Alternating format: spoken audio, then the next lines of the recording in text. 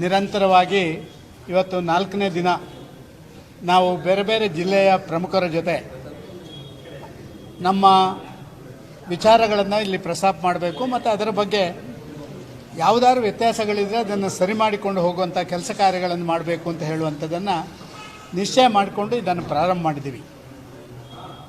ಒಂದು ಸಂಘಟನಾತ್ಮಕವಾಗಿ ನಮ್ಮ ಕೆಳಗಿನ ಹಂತದಿಂದ ಬೂತ್ ಕಮಿಟಿಯಿಂದ ಹಿಡಿದು ಅಲ್ಲಿ ಇವತ್ತು ವಿಶೇಷವಾಗಿರುವಂಥ SIRನ ಬಗ್ಗೆ ಮಾಹಿತಿ ಕೊಟ್ಟು ಆ BLA 2ಗಳನ್ನು ರಚನೆ ಮಾಡುವಂಥದ್ದು ಮತ್ತು ಇವತ್ತು ದೇಶದಾದ್ಯಂತ ಆ ವೋಟರ್ ಪಟ್ಟಿಯ ಪರಿಷ್ಕರಣೆಯಲ್ಲಿರುವಂಥ ಹಲವಾರು ಸಂಗತಿಗಳ ಬಗ್ಗೆ ಅವರಿಗೆ ಮಾಹಿತಿಗಳನ್ನು ಕೊಟ್ಟು ಅವರ ಅತ್ಯಂತ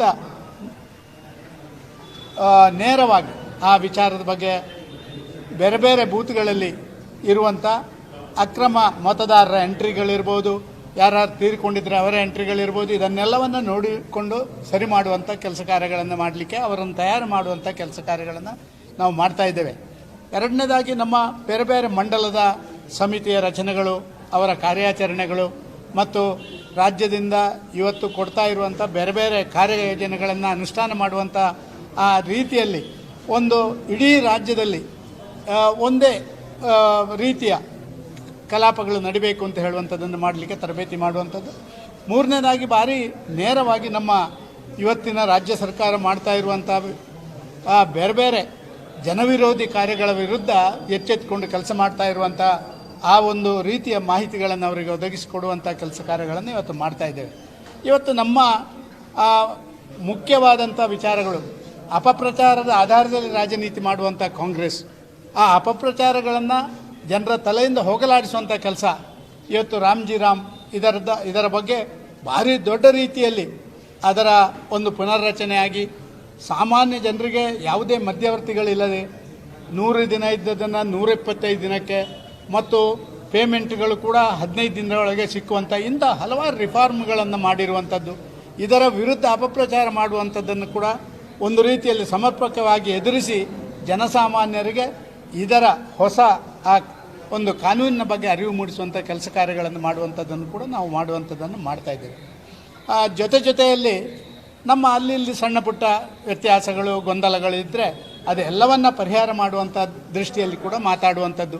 ಮುಂದೆ ಬರುವಂಥ ಎಲೆಕ್ಷನ್ಸ್ 2 ಬೈ ಎಲೆಕ್ಷನು, 4 ವಿಧಾನ ಪರಿಷತ್ನ 4 ಚುನಾವಣೆಗಳು, ಇದಕ್ಕೆ ತಯಾರು ಮಾಡುವುದರ ಜೊತೆ ಇಡೀ ರಾಜ್ಯದಲ್ಲಿ ನಡೀಲಿಕ್ಕಿರುವಂಥ ಆ ಗ್ರಾಮ ಪಂಚಾಯತ್, ತಾಲೂಕ್ ಪಂಚಾಯತ್, ಜಿಲ್ಲಾ ಪಂಚಾಯತ್ ಮತ್ತು ಇವತ್ತು ಬೇರೆ ಬೇರೆ ಪಟ್ಟಣ ಪಂಚಾಯತಿಗಳಿಗೆ ನಡೀತಾ ಇರುವಂಥ ಚುನಾವಣೆ ಕೂಡ ನಾವು ತಯಾರಿಗಳನ್ನು ಮಾಡುವಂಥ ಒಂದು ಕೆಲಸ ಕಾರ್ಯಗಳನ್ನು ಮಾಡ್ತಾ ಇದ್ದೇವೆ. ಭಾರಿ ಚೆನ್ನಾಗಿ ಈ ಕಾರ್ಯಕ್ರಮಗಳು ಮೊನ್ನೆಯಿಂದ ಇವತ್ತಿನವರೆಗೆ ನಡೆದಿದೆ. ಒಂದು ರೀತಿಯಲ್ಲಿ ನಮ್ಮ ಸಂಘಟನೆಗೆ ವೇಗ ಕೊಡುವಂಥ ಎಲ್ಲ ಕೆಲಸ ಕಾರ್ಯಗಳನ್ನು ಮಾಡುವಂಥ ಆ ಒಂದು ದೃಷ್ಟಿಕೋನದಿಂದ ಕೊಡುವಂಥ ಮಾಹಿತಿಗಳು ಇವತ್ತು ಎಲ್ಲರೂ ಕೂಡ ಪ್ರೀತಿಪೂರ್ವಕವಾಗಿ ಸ್ವೀಕಾರ ಮಾಡಿದ್ದಾರೆ. ಹೋದ ನಂತರ ಎಲ್ಲ ಡಿಸಿಷನ್ಸು ಸಾಮೂಹಿಕ ಡಿಸಿಷನ್ಸು, ಯಾವುದೇ ಏಕ ವ್ಯಕ್ತಿಯ ವ್ಯವಸ್ಥೆ ಇಲ್ಲದೆ ಕೋರ್ ಕಮಿಟಿಯಲ್ಲೇ ಎಲ್ಲ ನಿಶ್ಚಯಗಳು ಕೂಡ ಆಗಬೇಕು ಅಂತ ಹೇಳುವಂಥ ಆ ರೀತಿಯಲ್ಲಿ ಅವರಿಗೆ ಮಾಹಿತಿಗಳನ್ನು ಕೊಡುವಂಥ ಕೆಲಸ ಕಾರ್ಯಗಳನ್ನು ಕೂಡ ಮಾಡ್ತಾ ಇದ್ದೇವೆ.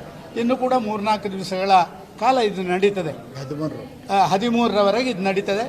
ಎಲ್ಲ ಜಿಲ್ಲೆಗಳ ನಮ್ಮ ಪ್ರಮುಖ ಕಾರ್ಯಕರ್ತರ ಜೊತೆ ಸುಮಾರು 35, 40, 45, 50 ಜನ ಕಾರ್ಯಕರ್ತರ ಜೊತೆ ಸುಮಾರು 2 ಗಂಟೆಗಳ ಕಾಲ ಸುದೀರ್ಘವಾಗಿ ಚರ್ಚೆ ಮಾಡ್ತೇವೆ. 1 ಗಂಟೆ ಸಂಘಟನಾ ವಿಚಾರವನ್ನು ನಾವು ಹೇಳ್ತೇವೆ, ಇನ್ನೊಂದು ಗಂಟೆ ಅವರಿಂದ ಮಾಹಿತಿಗಳನ್ನು, ಆ ಜಿಲ್ಲೆಯ ಬಗ್ಗೆ ಮಾಹಿತಿಗಳನ್ನು ಪಡ್ಕೊಂಡು ಅಲ್ಲಿಯ ಸಂಘಟನೆಯಲ್ಲಿರುವಂಥ ಕೊರತೆ ಇರ್ಬೋದು, ಅಲ್ಲಿಯ ಹೋರಾಟಕ್ಕೆ ಯಾವ್ಯಾವ ವಸ್ತುಗಳು ಇವತ್ತು ಇರುವಂಥ ವಿಚಾರಗಳಿದ್ದಾವೆ ಅದರ ಬಗ್ಗೆ ಮಾಹಿತಿಗಳನ್ನು ಪಡ್ಕೊಳ್ಳುವಂಥದ್ದು. ಈಗಾಗಲೇ ರಾಜ್ಯ ನಿಶ್ಚಯ ಮಾಡಿದೆ, ಇಡೀ ರಾಜ್ಯದಾದ್ಯಂತ ಸುಮಾರು 5-6 ವಿಭಾಗಗಳಲ್ಲಿ ಲಾ ಆ್ಯಂಡ್ ಆರ್ಡರ್ ಸಿಚುವೇಷನಿಂದ ಹಿಡಿದು ಡ್ರಗ್ ಮಾಫಿಯಾದಿಂದ ಹಿಡಿದು ಈ ರೀತಿಯ ಒಂದು 5-6 ನಮ್ಮ ಹೋರಾಟಗಳನ್ನು ಬಳ್ಳಾರಿಯಿಂದ ಪ್ರಾರಂಭ ಮಾಡಿ ಅದು ಹುಬ್ಬಳ್ಳಿ ಧಾರವಾಡದಲ್ಲಿ ನಡೀತಾ ಇರುವಂಥ ವಿದ್ಯಮಾನಗಳು ಇತ್ತೀಚಿನ ದಿನಗಳಲ್ಲಿ ನಮ್ಮ ಶಾಸಕರು ಇಲ್ಲೇ ಇದ್ದಾರೆ ನಮ್ಮ ಜೊತೆ, ಇದರನ್ನೆಲ್ಲ ಒಂದು ರೀತಿಯಲ್ಲಿ ಜನಸಾಮಾನ್ಯರಿಗೆ ತಲುಪಿಸುವಂಥದ್ದು. ಈಗಾಗಲೇ ಇಡೀ ರಾಜ್ಯದ ಜನ ಈ ಕಾಂಗ್ರೆಸ್ನ ದುರಾಡಳಿತದ ಬಗ್ಗೆ ಬೇಸತ್ತಿರುವಂಥದ್ದನ್ನು ನಾವು ಕಂಡಿದ್ದೇವೆ. ಆದರೂ ಕೂಡ ಗೂಂಡಾ ರಾಜಕಾರಣ ನಿಲ್ಲಿಸಬೇಕಿದು ಭಾರತೀಯ ಜನತಾ ಪಾರ್ಟಿಯ 1ನೇ ತೀರ್ಮಾನ. ಎರಡನೇದಾಗಿ ಭ್ರಷ್ಟಾಚಾರ, ಇವತ್ತು ನಡೀತಿರುವಂಥ ಭ್ರಷ್ಟಾಚಾರ, ಇದರ ಬಗ್ಗೆ ಗಂಭೀರವಾದಂಥ ಹೋರಾಟಗಳನ್ನು ಮಾಡಬೇಕು.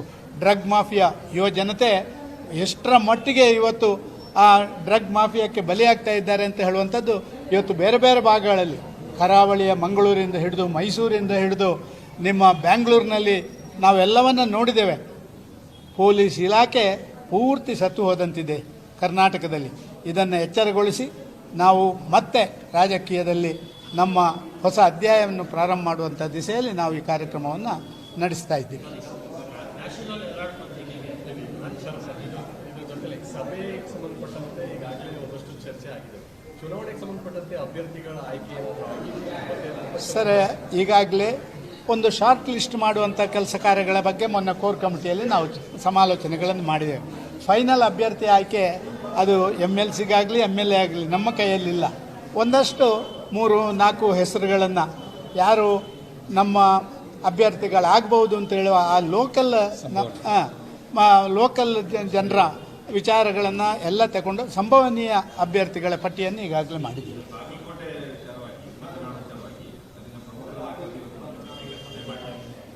ಸರ್, ಇದೊಂದು ಚುನಾವಣಾ ತಂತ್ರಗಾರಿಕೆಗಳಲ್ಲಿ ಒಂದೊಂದು ಹಂತ.